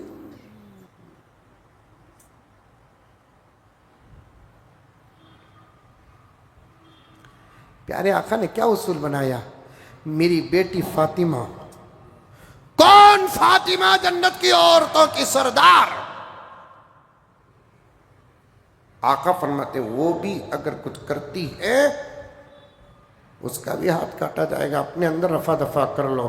ایک صحابی ماعز رضی اللہ تعالی عنہ، ہوا گناہ، بے قراری ہو گئی، تڑپنے لگے۔ میں چھپا تو نہیں سکتا اللہ سے، لیکن چھپا سکتا ہوں نبی سے، لیکن نبی کے ہوتے ہوئے فیصلہ دنیا میں پورا کر لو تو میرے لیے بہتر ہے، ورنہ کل قیامت میں فیصلہ جہنم کا اگر ہو بھی جائے، وہ اپنی جگہ پر پیغمبر کیا سوچیں گے؟ مجھے دھوکہ دیا۔ سمجھ میں آ رہا ہے بات؟ نبی کے زمانے میں میں نے اتنا بڑا گناہ کیا ہے اور نبی کو نہ بتاؤں، میں رفع دفع نہ کروں، میں فیصلہ نہ ہو جائے، حدود قائم نہ ہو جائے، میرے اوپر رجم ہے یا سنسار ہے، جو بھی ہے اپنی جگہ پر نہ ہو، تو پھر حشر کے میدان میں اللہ عمل کو سامنے رکھ کر فیصلہ سنائے گا تو وہ اپنی جگہ پر سنائے گا۔ مجھے سزا بھگت کر پھر انشاءاللہ تعالی واپس آنا ہے، مجھے اس سے اتنا ڈر نہیں ہو رہا ہے جتنا اس بات کا ڈر ہو رہا ہے حشر کے میدان میں جب میری پول کھلے گی تو میرے آقا کیا سوچیں گے کہ میرے سامنے دکھتا کچھ اور لیکن رہتا کچھ اور۔ آقا اگر پوچھ لیے کہ ماعز مجھے دھوکہ دیتا تھا، میں تو تجھے کتنی محبت سے دیکھتا تھا، اس لیے بہتر یہ ہے کہ میں چلے جاؤں نبی کے پاس اور جا کر مسئلہ پورا حال کا حال بیان کر دوں۔ جب گئے حضرت ماعز پورا حال بیان کرنے لگے، نبی نے شریعت سنا دی، شادی ہو گئی یا رسول اللہ، اب تم کو کوڑے نہیں تم پر سنسار ہوگا۔ یہ تو سنیں یہاں بات، کوڑے نہیں تم پر سنساری ہوگی۔ اچھا جی تیار ہوں یا رسول اللہ۔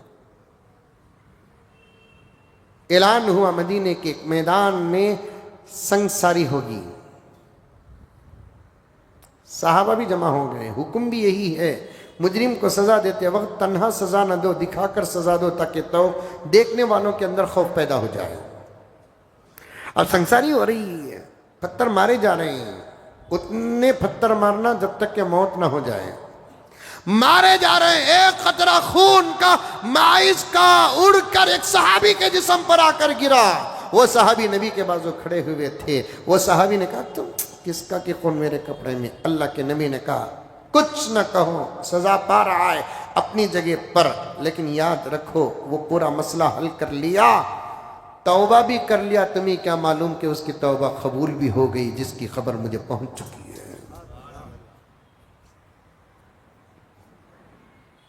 صحابہ وہ اللہ اللہ فی اصحابی لا تتخذوہم غرضا من بعدی، میرے صحابہ کے بارے میں کسی قسم کی نکتہ چینی نہ کرو، میرے صحابہ کے بارے میں کوئی تبصرہ مت کرو، میرے بات میرے ہوتے ہوئے کرو گے میں نہیں چھوڑوں گا، میرے بات کا حکم ہے۔ اس لیے کہ آقا نے کیا فرمایا؟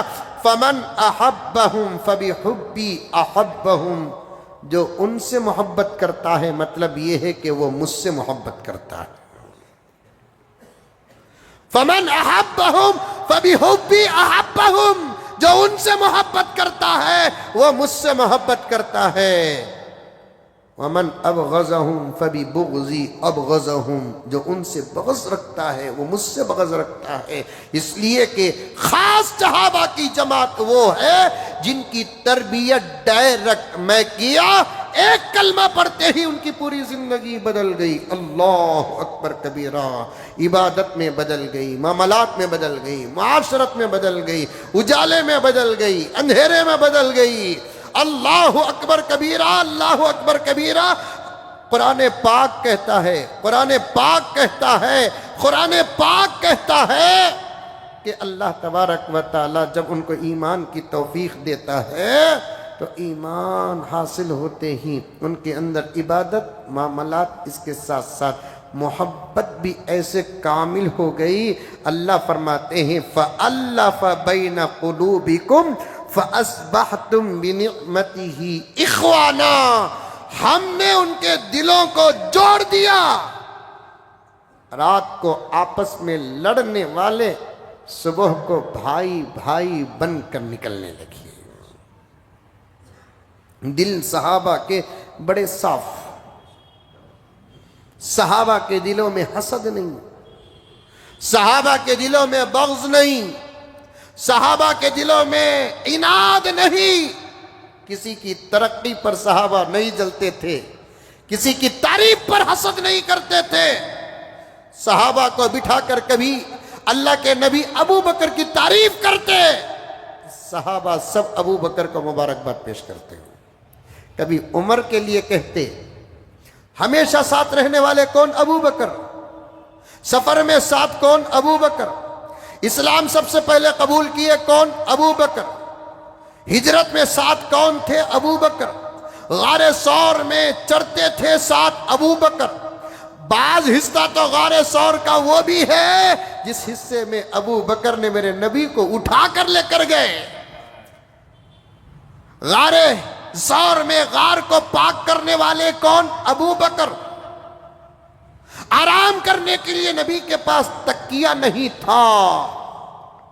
تکیے کے شکل میں گود کو تکیہ کس کا بنایا؟ ابو بکر کا بنایا. سبحان اللہ، اتنی فضیلتیں ابو بکر کے پاس. جب نبوت کے بارے میں بات کرنے کا وقت آیا تو اللہ کے نبی نے فرمایا میں خاتم النبیین ہوں، میرے بعد کوئی نبی نہیں ہے، آئے گا بھی نہیں، پیدا نہیں ہوگا. اگر میرے بعد کوئی نبی ہوتا عمر ہوتا. سن کر ابو بکر ناراض نہیں ہوئے، حسد کرنے نہیں لگے، بغض نہیں کیا. مرحبا یا عمر، کیا سند پائی تم نے؟ سبحان اللہ. چلو عمر کو بھی لے لو. اب ابو بکر ادھر، عمر ادھر. سیدھے ہاتھ طرف ابو بکر، بائیں ہاتھ طرف عمر. ابو بکر کو سند حاصل، عمر کو سند حاصل. ابو بکر نے حضور کو مانگا، عمر کو حضور مانگے. دونوں میں فرق ہے. کسی عاشق نے کہا کہ تمام صحابہ مریدین رسول ہیں، عمر مراد رسول ہیں. ہر وقت ساتھ، فاصلہ کچھ تھا سالوں کا. ابو بکر ادھر، عمر ادھر. لیکن اپنی بیٹیوں کے نکاح کرنے کا جب بھی وقت آتا پیغمبر کی نگاہ عثمان کو تلاش کرتی تھی. صحابہ میں حسد نہیں تھا. آج فیرن لولیا لگا رہی، دل کالے، کلر گورے، دل کالے، ڈر. کہاں بادشاہ آگے بڑھ جاتا کہ میرے سے، کہاں محبوب آگے بڑھ جاتا کہ میرے سے، کہاں اکرم آگے بڑھ جاتا کہ میرے سے. پھر دیکھو کیا شکل و صورتیں ہیں، کیا حالات ہیں، کیا باتیں ہیں. یاد رکھ لو، یاد رکھ لو، دل پاک نہ ہو تو پھر کسی عبادت کا اعتبار نہیں ہے. مجھے ہاتھ جوڑ کر کہنے دیجئے معافی مانگتے ہوئے، یہ حسد کی آگ میں، جلن کی آگ میں، بغض کی آگ میں، عناد کی آگ میں عام لوگ ہی نہیں خاص لوگ بھی جل رہے ہیں. بات صحیح کہہ رہا ہوں کہ نہیں کہہ رہا ہوں؟ عام لوگ نہیں خاص لوگ جل رہے ہیں. ان پڑھ نہیں، پڑھے لکھے جل رہے ہیں. مسلی نہیں، بعض امام جل رہے ہیں. تو بات دیکھیں نہیں آپ ہمارے ریاست کرناٹک کے عمارت شریعہ کا کیا حال بنا کر رکھا ہے. اور مجھے صاف کہنے دیجئے کوئی کچھ نہیں کر سکتا انشاءاللہ تعالی. میرا سلطان کی سرزمین میں کہاں سے لے کر کہاں تک یہ ایک سوال کریں گے تو 1000 کونسلر نکل کر آ رہے ہیں، ایک کا سوال کریں گے 1000 MLA نکل کر آ رہے ہیں، ایک کا سوال کریں گے 1000 MP نکل کر آ رہے ہیں۔ دنیا کا یہ حال ہے، سب لائق نظر آ رہے ہیں۔ جب امارت شریعہ کی بات آتی ہے تو کچھ لوگ وہ ہیں جن کو کوئی لائق نظر نہیں آ رہا ہے۔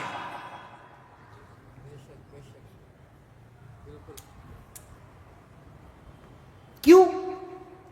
میں نہیں چاہتا نا اتنا بڑا عہدے کا لائق یہ بن جائے، یہ بن جائے، یہ بن جائے، یہ بن جائے، اور آپ بھی بڑے بے فکر ہیں۔ آپ کو آپ کی ریاست کے CM کی خبر ہے، DCM کی خبر ہے، کون سے شعبے اور کون سے لائن کا کون منسٹر ہے اس کی خبر آپ کو ہے، اور آپ کو یہ خبر نہیں ہے کہ آپ کی ریاست کا امیر شریعت کون ہے۔ خبر نہیں تھی، اسی لیے جنازوں میں بھی جانے کا موقع نہیں ملا۔ وہی اگر کوئی دنیا پرست آدمی مر جاتا تو پھر تعداد صرف دیدار کی لاکھوں لاکھوں لاکھوں تک پہنچ جاتی۔ جب ہمارے لائن کے اہم ذمہ دار علم سے آراستہ، عمل سے آراستہ، تقوی سے آراستہ، سرپرستی سے آراستہ، رہبری سے آراستہ ایسے لوگوں کا انتقال ہوتا ہے تو ہمارے کانوں میں خبر بھی نہیں پہنچتی، اگر پہنچتی بھی ہے تو ہم جانا حاضری دینا ضروری بھی نہیں سمجھتے۔ اور اتنے بے فکر پڑے ہیں دنیا کے، ہندوستان کے مسلمان۔ ہمارے کرناٹک کا حال کیا ہوا؟ ایک امیر شریعت کا انتخاب نہیں ہوا، ایک امیر شریعت کا انتخاب نہیں ہوا۔ کر لیتے تو کیا ہو جاتا، کر لیتے تو کیا ہو جاتا؟ نہیں، ہمارے ہوتے ہوئے کون کیسے بنے گا؟ اس میں بہت بڑا ظلم کیا ہو رہا ہے؟ اللہ اکبر!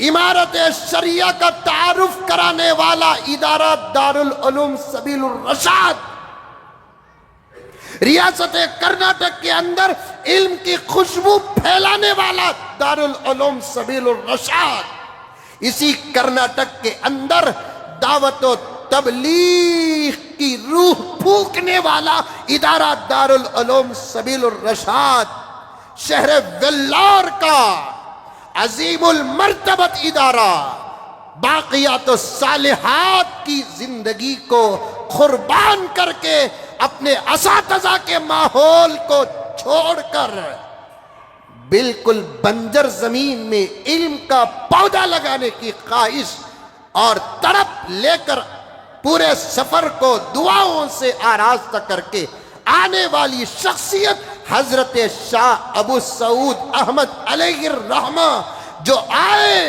بنگلور کے اندر، ماحول دیکھا ریاست کرناٹک کا، اور یہاں انہوں نے دارالعلوم سبیل الرشاد کی بنیاد رکھی۔ اللہ کی فضل سے، مدد سے، اور اللہ تعالیٰ کی مدد بھی ایسے شامل حال رہی کہ مدرسہ پھولتا رہا، پھلتا رہا۔ حضرت راتوں میں دعا، دن میں دعا، اٹھے تو دعا، بیٹھے تو دعا۔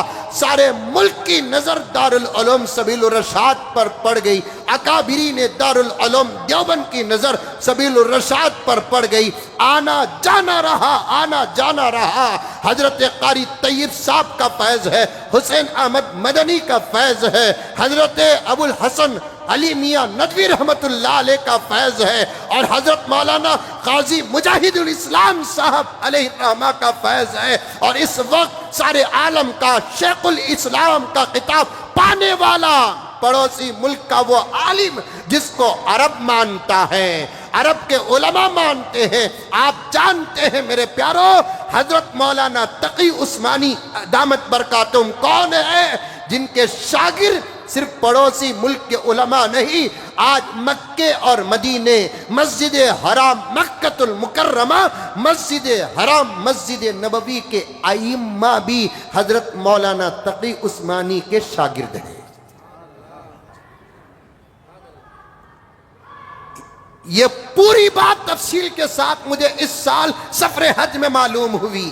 جیسے ہم لوگوں کو کسی جگہ پر سیرت کے جلسے پر بلایا جاتا ہے، عظمت صحابہ کے جلسے میں بلایا جاتا ہے، اور کسی عنوان کے جلسے میں بلایا جاتا ہے، یہ مزاج عرب کا نہیں ہے، لیکن اس کے باوجود وہاں کی حکومت حضرت کو بلاتی ہے، وہ بھی درس حدیث کے لیے بلاتی ہے، اعلان کرتی ہے مسجد نبوی میں اور مدینہ المنورہ میں حضرت کا درس حدیث ہوتا ہے۔ جب حضرت کے آمد کی خبر پہنچتی ہے اور عنوان طے ہوتا ہے، حدیث کے سبق کا اعلان ہوتا ہے، بڑے بڑے ائمہ مکہ المکرمہ مسجد حرام کے، مسجد نبوی مدینہ منورہ کے حدیث کی کتابیں لے جا کر حضرت دامت برکاتہم کے سامنے بیٹھ کر حدیث پڑھنے کا شرف پاتے ہیں، اور حضرت سند بھی دیتے ہیں۔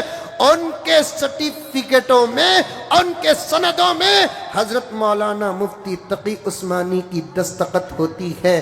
ویسا تقی عثمانی جب ہندوستان تشریف لاتے ہیں تو ان کی تڑپوں میں سے ایک تڑپ دارالعلوم سبیل الرشاد کی حاضری ہوتی ہے۔ ایسا مرکز جس نے 40 سال سے زیادہ عمارت شرعیہ کی خدمت کی ہے۔ سب سے پہلے امیر شریعت حضرت مولانا شاہ ابو سعود احمد علیہ الرحمہ، دوسرے امیر شریعت حضرت مولانا مفتی اشرف علی علیہ الرحمہ، تیسرے امیر شریعت حضرت مولانا صغیر احمد صاحب علیہ الرحمہ، 40 پر 5 سال دارالعلوم سبیل الرشاد عمارت شریعہ کی خدمت کر رہا ہے۔ موت تو سب کے پیچھے پڑی ہوئی ہوتی ہے۔ حضرت کے انتقال کے بعد میں نے گزشتہ جمعہ بھی کچھ اشارتاً کہا، گزشتہ جمعہ سے لے کر اس جمعے تک کے حالات شرم سے سر جھوک رہے ہیں۔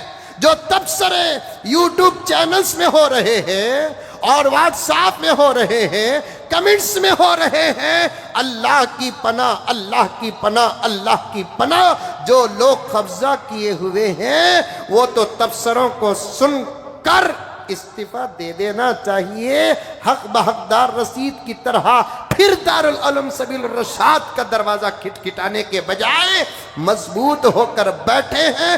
ان کو لوگوں کی واہ اور آہ کی کوئی خبر نہیں۔ چلو جب اس وقت یہ سوال اٹھایا جاتا ہے کچھ لوگوں سے کہ سبیل الرشاد ہی میں یہ عہدہ رہنا کیا ضروری ہے، یہ سوال تو اور بھی جگہ استعمال کر سکتے ہیں نا، ماں کا دودھ پیا ہے۔ یہ سوال اٹھاؤ جمعیت کے بارے میں، یہ سوال اٹھاؤ بورڈ کے بارے میں، یہ سوال اٹھاؤ اور تنظیموں اور تحریکوں کے بارے میں، جب وہاں عہدے وہاں کے ساتھ سخت ہو چکے ہیں تو پھر سبیل الرشاد میں کیا کمی رہ گئی؟ سبیل الرشاد میں کیا کمی رہ گئی؟ لوگ کہتے ہیں اب کوئی ویسا قابل سبیل الرشاد میں نہیں ہے۔ اندھے ہو گئے کہ سبیل الرشاد میں وہ باصلاحیت حضرات نہیں ہے۔ کون کہتا ہے؟ چلو مجھے فون کرو، میں نہیں کروں گا۔ سبیل الرشاد میں محدثین کو میں بتاؤں، مفسرین کو میں بتاؤں، صوفیہ کو میں بتاؤں، اصفیہ کو میں بتاؤں، اتقیہ کو میں بتاؤں، ایسے حضرات کو دارالعلوم سبیل الرشاد کے اندر میں بتا سکتا ہوں جنہوں نے امیر شریعت اول کی سرپرستی پائی ہے، امیر شریعت دوم کی سرپرستی پائی ہے، امیر شریعت سوم کی سرپرستی پائی ہے۔ تو پھر اور ایک بات بتانا چاہتا ہوں، ریاست کرناٹک کے مسلمانوں، میں بارہا کہا اور اب بھی کہہ رہا ہوں، اور اللہ کی قسم لاؤ قرآن، میں قرآن کی قسم نہیں کھاؤں گا، قرآن میں ہاتھ رکھوں گا، اللہ کی قسم کھاؤں گا، میں کسی عہدے کا طالب نہیں ہوں، کسی عہدے کا خواہش مند نہیں ہوں۔ آپ میرے سر معافی چاہتا ہوں، پیر بھی پکڑ کر مجھے کوئی عہدہ دینا چاہے، میں اس لائق نہیں ہوں، یہ اللہ جانتا ہے، میں جانتا ہوں۔ میری صبح کہیں ہو رہی ہے، میری شام کہیں ہو رہی ہے، میرا جمعہ کہیں ہو رہا ہے، میرا ہفتہ کہیں ہو رہا ہے۔ یہ بات شخصیات پر نہیں کہہ رہا ہوں، حقیقت پر کہہ رہا ہوں۔ ایسے حضرات بھی دارالعلوم سبیل الرشاد کے اندر ہیں جن کی شخصیت پر کرناٹک کے تمام مسالک کا اتفاق ہے۔ اور آج جن لوگوں کے نام آ رہے ہیں ان پر آٹو ڈرائیور تبصرہ کر رہے ہیں، بعض علاقے کے بیوہ عورتیں تبصرہ کر رہی ہیں، جن کے گھر اجڑے ہوئے ہیں وہ تبصرہ کر رہے ہیں، جن کی زندگیاں برباد ہو گئی وہ تبصرہ کر رہے ہیں۔ اچھا لگتا ہے عہدوں کی طلب، دل خراب ہو گئے، دل خراب ہو گئے۔ ان کا نام آیا ان کو کوئی جانتا نہیں، ان کا نام آیا تو کہتے ہیں وہ تو اتنی عمر پائے ہی نہیں۔ اسلام عمر دیکھتا ہے؟ اسلام دیکھتا کیا عمل؟ اسلام دیکھتا کیا علم؟ اسلام دیکھتا کیا تقوی؟ یہ اصول ہمارے پاس رہ کر ہم دیکھ رہے ہیں کیا؟ ہم دیکھ رہے ہیں کیا؟ ہم دیکھ رہے ہیں کیا؟